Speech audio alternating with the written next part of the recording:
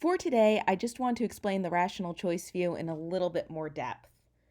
So, what we mean by rational choice is basically it's a way of looking at human behavior where we assume all behavior is rational.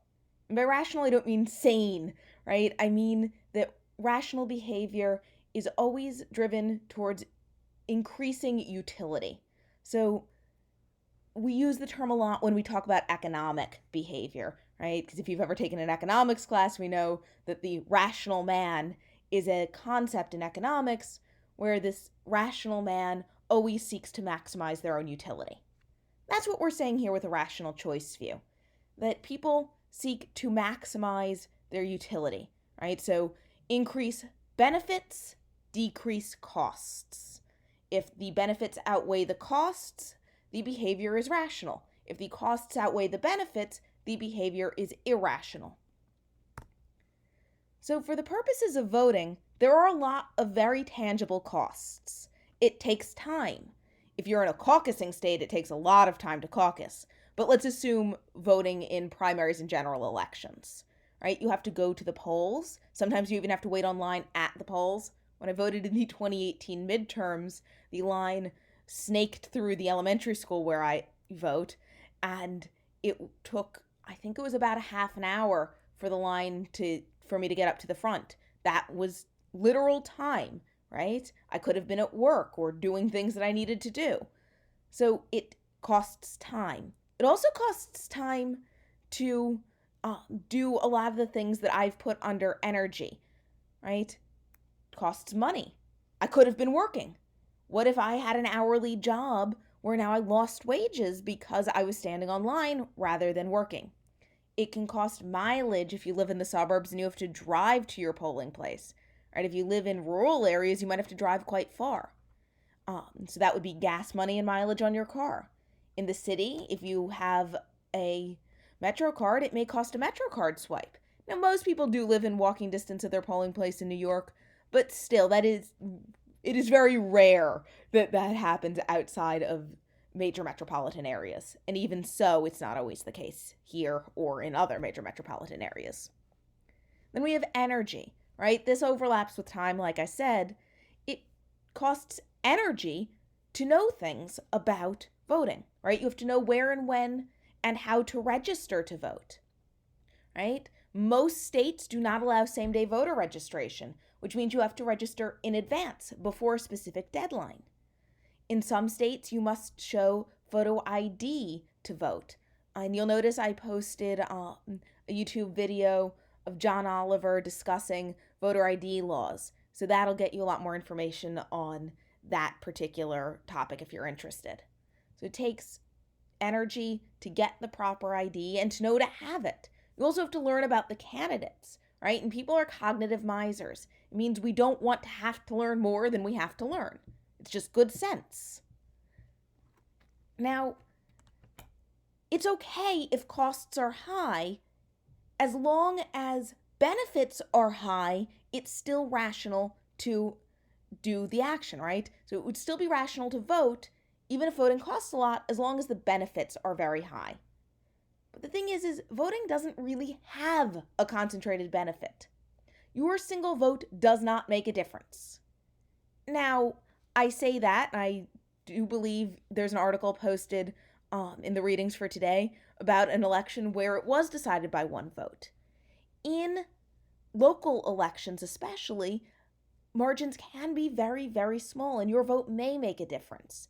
But even in national elections, where oftentimes your vote doesn't make much of a difference, right? The vote margins can be quite large, and even if as a percentage of the total voters they're small, as a number of voters they usually are quite big. More importantly, if you live in, say, New York State, for the presidential election, it's not determined by popular vote, right? It's determined by electoral college vote, and typically New York State goes Democrat. So if you're a Democrat, why bother? It'll still go blue. You don't have to worry. And if you're a Republican, why bother? It's not like your vote's going to matter. Now, I say that, but of course, if every single person thought that way, then one vote would matter, right? The first vote cast changes us from a tie, right, 0-0, to a landslide, 1-0. So it's not quite as simple as saying there is no concentrated benefit, your vote doesn't matter. It doesn't from an economic, rational choice perspective, but it does kind of matter under some circumstances, especially because if everyone thought my vote doesn't matter, then no one at all would ever vote, and then suddenly one vote would matter. Also, there is a collective benefit, right? It's not a personal benefit for you, but a collective benefit of democratic accountability. If a lot of people think their vote doesn't matter and they don't vote, you can end up with potentially skewed election results. But even if you don't, even if the vote works out right, a lot of people in New York don't vote, New York still goes blue as we would have expected. It's not great when there's lower turnout. It's slightly less legitimate. We saw that when Bloomberg won his third election, right? That if any of you remember back to when Bloomberg was mayor and he got an extra term added on and he ran for that, he did win, but very few people turned out and voted that day. So there were a lot of questions on really how legitimate was the election. No one thought it was rigged. I don't mean illegitimate like that. No one thought he rigged the election. But if no one votes, then does he really have a mandate, right? Does he really have the will of the people behind him if the people couldn't even be bothered to vote for him, right? Just because there was no good candidate to vote against him doesn't mean that he's had a mandate just because he got the majority, right? Now, again, when we get up to, say, presidential levels, this is all a little bit iffier because he has so many voters in the country because the country is so big that, again, how big is this collective benefit? Maybe not that big, but maybe pretty big. Again, if everyone thought, I don't need to vote, it doesn't matter, that would be a problem for our democracy, right? And I believe that there's an article that I posted that discusses that. Now, really quickly, these sort of concentrated benefits and diffuse benefits may not quite be enough to counteract the costs, but there are, on an individual level, sometimes personal benefits, right? So people do vote, and people are generally rational. So what's going on? What is increasing the costs for what is increasing the benefits for individuals? Well, there is a sense of civic duty. Certain personality types, often people who test high on conscientiousness, feel that voting is a civic duty, right? They've been in classes like this one where they're told it's a civic duty and that it's their democratic responsibility. So they do it because they feel they should. There's also an idea of social pressure, right? If all your peers vote, you feel like you should vote. I remember after 2016, there were people complaining about the outcome of the election, and there were a lot of people, on social media and stuff saying, if you didn't vote, I don't want to hear you complain, right? That sort of peer pressure can encourage voting. Also, you're told your vote counts. Campaigns do get out the vote drives, and one of the big messages they use, and this has been tested by political scientists as sort of the best method, is telling people the election is close and their vote counts, right? Because even though we know probably our vote doesn't count, if we're told the election is really close and our vote might be the deciding vote, and yeah, maybe it won't be the deciding one vote, but if the margin is going to be really close, 100 or 1,000 votes in a large population, that vote does matter, right? If we're one of 100 people who vote out of, say, Manhattan, that really feels like our vote did count, right? So if we're told that, even if the margin ends up being pretty big, if we're told our vote counts, we think our vote counts, and that feels like a benefit when our vote is counted, right? Certainly, the side that thinks they're going to lose could use this messaging. Your vote counts. If enough of us get out to vote, we'll turn the tables, right? Again, that can increase the perceived benefit. If you have a personal investment in the campaign, right? Maybe you volunteered for the campaign or donated money. The cost of that is a lot higher. So you've already invested a lot. You will get a benefit out of voting because you are sort of returning on your investment, right?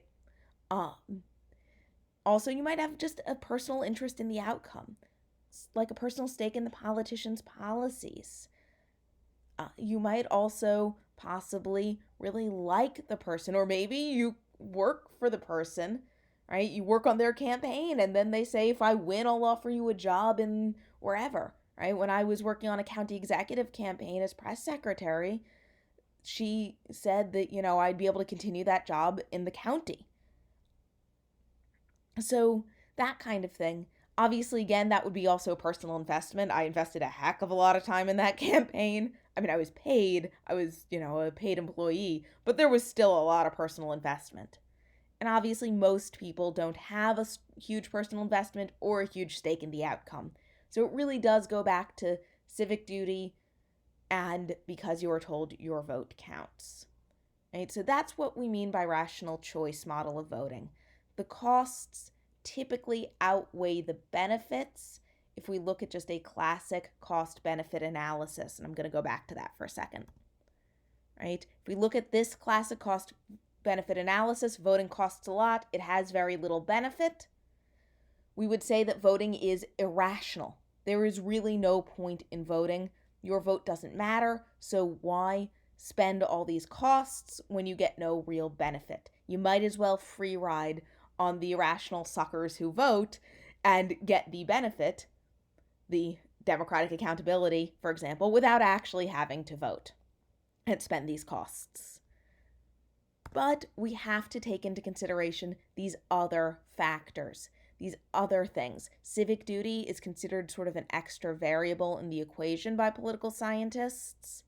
And then being told your vote counts can increase that benefits column for you, right? So if we increase the benefits column by being told our vote counts, by making a personal investment so we want to see a return on it, or by having an interest in the outcome, we can certainly increase the benefits.